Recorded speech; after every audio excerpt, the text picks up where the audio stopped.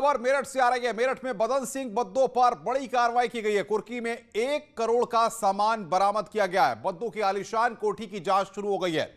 नक्शा अवैध मिला है तो जमींदोज होगी कोठी। अगर नक्शा अवैध मिलता है तो जमींदोज होगी कोठी। बदन सिंह पर 47 मुकदमे दर्ज हैं। बड़ी खबर इस वक्त की, बदन सिंह बद्दो पर लगातार शिकंजा कसा जा रहा है और यह बड़ी कार्रवाई यहां पर मेरठ में की गई है। कुर्की से 1 करोड़ का सामान बरामद हुआ है। मेरठ से बड़ी खबर, नक्शा अगर अवैध मिला तो जमींदोज होगी कोठी, यह जानकारी भी आ रही है। बदन सिंह बद्दो पर 47 मुकदमे दर्ज हैं। तो आर्थिक रूप से कमर तोड़ने की यहां पर बदन सिंह बद्दो की कोशिश की जा रही है प्रशासन के द्वारा। बद्दो की आलीशान कोठी की जांच यहां पर शुरू हो गई है।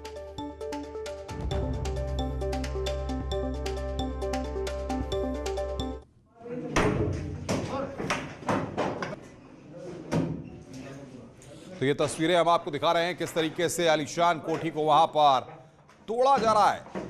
अब प्रशासन का साफ तौर पर कहना है कि अगर नक्शा अवैध मिला तो जमींदोज होगी कोठी। मेरठ में मोस्ट वांटेड बदन सिंह बद्दो पर लगातार शिकंजा कसा जा रहा है। पुलिस ने बद्दो के घर की कुर्की की है। ढोल बजाकर कल मुनादी करवाई गई और कार्रवाई की गई। बद्दो पर 2.5 लाख रुपए का इनाम घोषित है। मिशन बाहुबली जारी है। काली कमाई से बनाई गई अवैध संपत्तियों पर प्रशासन का बुलडोजर जारी है। इसी अभियान के तहत मेरठ में यूपी के मोस्ट वांटेड बदन सिंह बद्दो के घर कुर्की की कार्रवाई की गई। ढोल बजाकर मुनादी की कार्रवाई हुई तो इलाके में लोगों की भीड़ लग गई। बदन सिंह बद्दो पर 2.5 लाख का इनाम घोषित है। बद्दो पेशी के दौरान मेरठ से फरार हो गया था और आज तक पुलिस उसका सुराग नहीं लगा सकी। लेकिन कुर्की करने के साथ ही पुलिस अब बद्दो को बड़ी आर्थिक चोट देने की तैयारी कर रही है।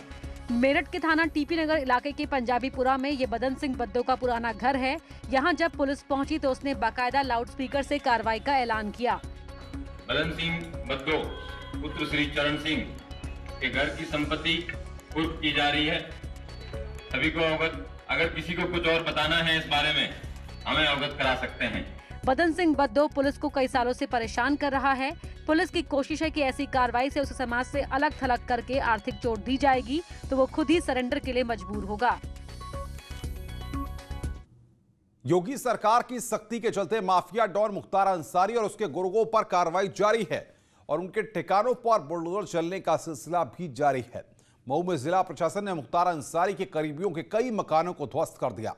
मुख्तार के गुर्गों ने जनपद की लाइफलाइन कही जाने वाली तमसा नदी के किनारे ग्रीन बेल्ट में अवैध रूप से मकान बनाकर रखा हुआ था। इसको ध्वस्त करने की कार्रवाई की गई है। तो ये एक्सक्लूसिव तस्वीरें इस वक्त हम आपको दिखा रहे हैं। करीबियों के 2 मकान वहां पर ढाए गए। ग्रीन बेल्ट में इस मकान का निर्माण किया गया था। तमसा नदी के किनारे यह अवैध निर्माण किया गया था। मुख्तार अंसारी गैंग के सक्रिय सहयोगी इरशाद सनाफ इश्तियाक एवं मकसूद सनाफ अब्दुल शकूर निवासी मलिक ताइफुरा के अवैध मकान का ध्वस्तीकरण हुआ है। इन लोगों ने तमसा नदी के किनारे ग्रीन बेल्ट में मकान बना रखा था जिसे आज गिराया गया है।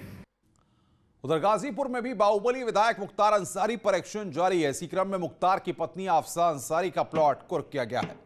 गैंगस्टर एक्ट के तहत सदर कोतवाली क्षेत्र के बबेड़ी इलाके में जमीन कुर्क की गई है। इसकी कीमत करीब 2 करोड़ बताई जा रही है। दरअसल मुख्तार की पत्नी और पत्नी के भाइयों की 28.58 करोड़ की संपत्ति की कुर्की के आदेश दिए गए हैं। गाजीपुर मऊ में आफसा अंसारी, अनवर शहजाद, शर्जिल रजा की संपत्तियां कुर्क करने के आदेश दिए गए। पुलिस प्रशासन की कार्रवाई से मुख्तार गैंग में हड़कंप मचा हुआ है। गाटा संख्या 607 में भूमि 0.539 हेक्टेयर को कुर्क किया जा रहा है। आगे बढ़ते हैं। योगी सरकार का प्रदेश के बड़े माफिया और अपराधियों के खिलाफ ऑपरेशन इस्तेनाबूद लगातार जारी है। माफिया अतीक अहमद, दिलीप मिश्रा, विजय मिश्रा, राजेश यादव और बच्चा पासी के साथ ही दर्जनों अपराधियों की अवैध संपत्तियों पर पीडीए अब तक बुलडोजर चला चुका है। इसके बाद पीडीए ने नैनी के बालू माफिया और सिस्टर प्रदीप महारा, उसके भाई जीतू महारा के अवैध रूप से बने घर पर बुलडोजर चलाकर अवैध निर्माण ध्वस्त कराया।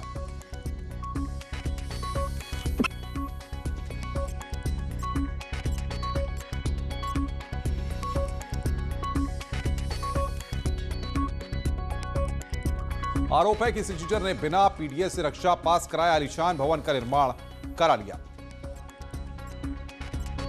अपराधी mafia history sheeter Pradeep Mehra तथा जीतू मेहरा का अवैध निर्माण है। इनका प्लॉट एरिया लगभग 1,500 वर्ग गज में इन्होंने बिना मांझी स्वीकृत कराए अवैध निर्माण कराया गया था। प्रयागराज विकास प्राधिकरण ने इसका विधिक ध्वस्तीकरण आदेश पारित किया था, जिसके क्रम में आज इसको हम लोग पूरा डिमोलिश करवा रहे हैं। इनके विरुद्ध अनेक गंभीर हत्या के भी मुकदमे पंजीकृत हैं।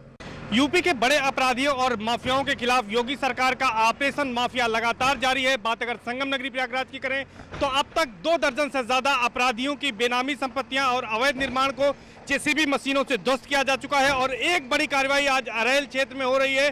ये नैनी का अरेल का इलाका है। यहाँ पर जो आज बड़ी कार्रवाई हो रही है, ये 2 भाई हैं, प्रदीप महरा और जीतू महरा, जो कि हिस्ट्री शीटर नैनी थाने के हैं। दोनों के खिलाफ करीब 20 मुकदमे दर्ज हैं, जो आपराधिक मुकदमे हैं। इनमें हत्या के प्रयास, बलवा, इस तरह के इसमें आपराधिक मुकदमे हैं। और जो इनका मकान है, करीब 1,500 वर्ग गज में यहाँ पर आलीशान मकान बना हुआ था। यहाँ पर एक पुराना मकान इनका है, लेकिन उसके बाद ये जो नया मकान है जिसको अभी ध्वस्त किया जा रहा है, ये नया मकान बना हुआ था, न्यूली कंस्ट्रक्टेड था ये। यहाँ पर अभी ये रहने भी नहीं आए थे, लेकिन चूंकि ये अवैध रूप से बना हुआ था, पीडीए ने इसके ध्वस्तीकरण का आदेश पारित किया था। और उसके क्रम में यहाँ पर 2 जेसीबी मशीनें लगाकर आज ये कार्रवाई की जा रही है। और जो सामने की तरफ मकान दिख रहा है पीले रंग का, ये पुराना मकान है, इसका भी नक्शा पास नहीं है, इसके भी ध्वस्तीकरण की कार्रवाई अभी की जाएगी। तो इस तरह से आज एक बड़ी कार्रवाई की जा रही है। प्रदीप महरा और जीतू महरा के बारे में अगर बात करें तो पप्पू गजिया का ये एंटी ग्रुप है। पप्पू गजिया और प्रदीप महरा, जीतू महरा के खिलाफ यहाँ पर वर्चस्व की जंग अक्सर चलती थी। कुछ दिन पूर्व ही पप्पू गजिया के भी अवैध इमारत को, अवैध फार्म हाउस को जेसीबी मशीनों से पीडीए ने ध्वस्त किया था। और उसके बाद आज दूसरे ग्रुप पर भी ये बड़ी कार्रवाई की जा रही है। कह सकते हैं कि योगी सरकार का जो ऑपरेशन माफिया है वो अभी रुक नहीं रहा है। जो बड़े माफिया हैं, उनके बाद जो छोटे माफिया हैं, वो माफिया हैं, उनके खिलाफ भी प्रयागराज में कार्रवाई लगातार जारी है। ये कार्रवाई अब तक 2 दर्जन से ज्यादा अपराधियों के खिलाफ प्रयागराज में हो चुकी है। कैमरा पर्सन संजू मिश्रा के साथ सर्वेश दुबे, न्यूज़ 18 प्रयागराज। उधर गाजीपुर में भी बाहुबली विधायक के ऊपर शिकंजा कसा गया है और लगातार ये कार्रवाई देखने को मिल रही है। हमारे साथ 2 करोड़ का प्लॉट यहां पर कुर्क किया गया है गाजीपुर में, वो तस्वीर हम आपको दिखा रहे हैं। पत्नी के नाम पर ये बेशकीमती प्लॉट था जिस पर एक्शन लिया गया है। और बातचीत करने के लिए मेरठ से हमारे संवाददाता निखिल अग्रवाल जुड़ रहे हैं, गाजीपुर से संवाददाता मनीष मिश्रा और लखनऊ से मोहम्मद शबाब हमारे साथ जुड़ रहे हैं। सबसे पहले मेरठ निखिल के पास चलेंगे। निखिल, बदन सिंह बद्दों पर लगातार शिकंजा कसा जा रहा है, कल भी कुर्की की कार्रवाई हुई, आज क्या एक्शन वहां पर हो रहा है? देखिए, कल जो कुर्की की कार्रवाई हुई थी उससे कहीं ना कहीं मेरठ पुलिस का इकबाल जरूर बुलंद हुआ है। और साथ ही साथ बदन सिंह बद्दों की जो साख थी, जो एक रुतबा था, जो उसका टेरर था, वो लोगों के मन से कम हो गया। यानी लोगों को साफ समझ में आ रहा है कि योगी सरकार में माफिया गर्दी नहीं चलेगी। ऑपरेशन निस्तेनाबूद हो या ऑपरेशन माफिया हो, उससे कहीं ना कहीं यूपी भर में जो माफिया है उनके खिलाफ जो ऑपरेशन चल रहा है उससे लोग कहीं ना कहीं राहत की सांस ले रहे हैं। जिस तरह से मदन सिंह बद्दों पर 47 मुकदमे दर्ज थे, 2.5 लाख का इनामी था, इतना बड़ा प्रोफाइल था, एक स्टाइलिश डॉन था, उसे डॉन कैटेगरी में रखा गया क्योंकि वो बदमाश नहीं था, वो खुद जाकर हत्या नहीं करता था, वो करवाता था। उसके ऊपर हत्या, लूट, डकैती और इसके अलावा जमीन कब्जाना, अपहरण, रंगदारी, तमाम ऐसे मुकदमे दर्ज थे जिससे पश्चिम उत्तर प्रदेश में थर्राहट। बिल्कुल निखिल, आप बने रहिए हमारे साथ। गाजीपुर से संवाददाता मनीष हमारे साथ है। मनीष, वहां पर भी माफियाओं पर एक्शन जारी है, साथ ही साथ उनके गुर्गे और उनके करीबियों पर भी एक्शन हो रहा है। आज किस तरीके की कार्रवाई देखने को मिल सकती है? देखिए अनुपम, लगातार योगी सरकार के एंटी माफिया अभियान के तहत गाजीपुर में बाहुबली विधायक मुख्तार अंसारी और उनके करीबियों पर कार्रवाई लगातार की जा रही है। उनके करीबियों के अवैध संपत्तियों को सीज किया जा रहा है, कुर्क किया जा रहा है। साथ ही मुख्तार अंसारी, उनके परिजनों और उनके करीबियों की जो अवैध निर्माण है उसको ध्वस्त किया जा रहा है। पिछले दिनों मुख्तार अंसारी के होटल गजल का ध्वस्तीकरण किया गया था। साथ ही कल मुख्तार अंसारी की पत्नी आफसा अंसारी के नाम एक प्लॉट है जो जिसकी कीमत तकरीबन 2 करोड़ है और उसे पुलिस ने कुर्क किया है। और जैसा कि मुख्तार अंसारी और उनकी पत्नी, उनके दोनों भाइयों के ऊपर गैंगस्टर एक्ट के तहत ये सारी कार्रवाई की जा रही है। मऊ की 9 संपत्तियां और गाजीपुर की 3 संपत्तियां जिसकी कीमत 28 करोड़ रुपए से ज्यादा है, इन सभी की कुर्की के आदेश दिए गए हैं। बिल्कुल मनीष, बने रहिए हमारे साथ। शबाब हमारे साथ लखनऊ से जुड़े हैं। शबाब, सरकार का साफ है निर्देश कि माफियाओं बाहुबलियों पर कोई ढील नहीं है। एक्शन लगातार जारी है, अवैध संपत्तियां लगातार जमींदोज की जा रही हैं।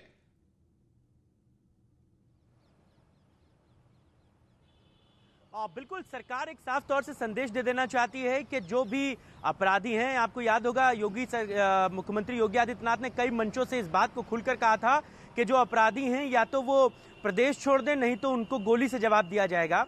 इस बात का उस वक्त में बहुत ज्यादा विरोध भी हुआ था, लेकिन सरकार अपने एजेंडे से भटकी नहीं है और उसका सबसे बड़ा असर जो है वो अब नजर आ रहा है।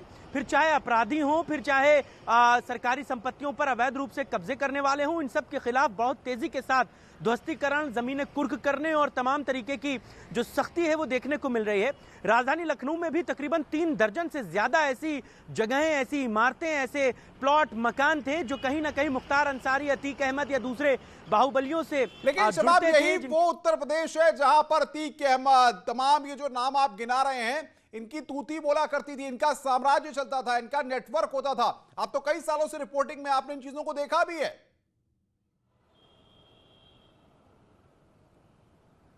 बिल्कुल, देखिए इस बात में कोई दो राय नहीं। कहते थे कि मुख्तार अंसारी या अतीक अहमद जेल में रहकर भी अपना वो सारा काम कर लेते थे जो उनको बाहर रहकर करने की जरूरत नहीं पड़ती थी। लेकिन अब सरकार की सख्ती का ही नतीजा है कि मुख्तार अंसारी जेल बदलने से भी कतरा रहे हैं।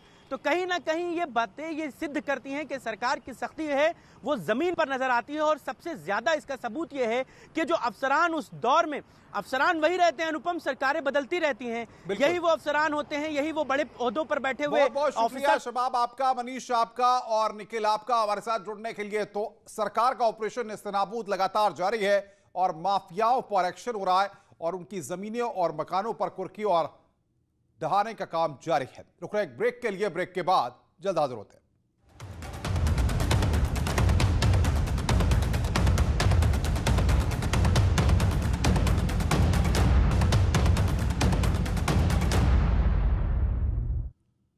स्वागत है ब्रेक के बाद। जब हम उत्तराखंड के पर्वतीय इलाके के बारे में सोचते हैं तो हम इसकी अतुलनीय सुंदरता के बारे में सोचते हैं, लेकिन यह भव्यता हमें वास्तविकता से दूर ले जाती है। जो पानी की कमी, वनों की कटाई, प्राकृतिक जल स्रोतों की मृत्यु है।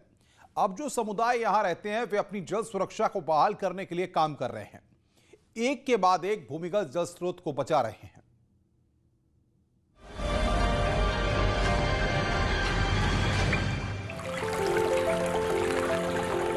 जो हमारे यहाँ पर स्प्रिंग्स थे, they were maintained by the traditional knowledge.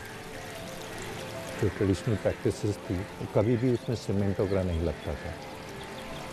Over time क्या हुआ कि उसमें रिपेयर वगैरह के नाम पे सीमेंट लगा, lot of them got choked due to that.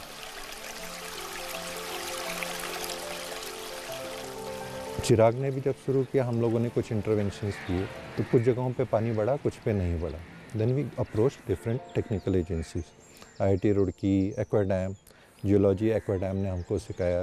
हमने जो हमारी नॉलेज, ग्राउंड नॉलेज थी, जो ट्रेडिशनल नॉलेज थी और जो एक्वायर्ड नॉलेज थी, उसको हमने एक पूल करके एक मेथोलॉजी बनाई और उसी चीज़ को जो हमने सीखा तो हमने उसको ट्रांसफ़र किया कम्युनिटी को। पहले हमें पानी कैसे बचाना, हम सोचते हुए बरसात होती है तो पानी बढ़ जाता है, तो ऐसा पता नहीं था कि कैसे बढ़ता है, क्यों बढ़ता है, कैसे सूखता है, ये जानकारी नहीं थी। तो हमारा जो नौला में था, इसमें सबसे नीचे जो सीढ़ी है उसमें पानी पहुंच गया था। तो उसके बाद हमारे गांव के पुरुषों ने जो है चिराग संस्था को लिख प्रस्ताव दिया। कम्युनिटी को एक तो टेक्निकल नॉलेज है, उनके पास स्किल है कि उसको कैसे मैनेज करना है, मेंटेन करना है, और उनके पास रिसोर्सेज हैं। तो ये सब चीज़ें मिलने के कारण ये जो है सक्सेसफुल रहता है। हम लोग वाटर क्वांटिटी की बात भी करते हैं और वाटर क्वालिटी की भी बात करते हैं।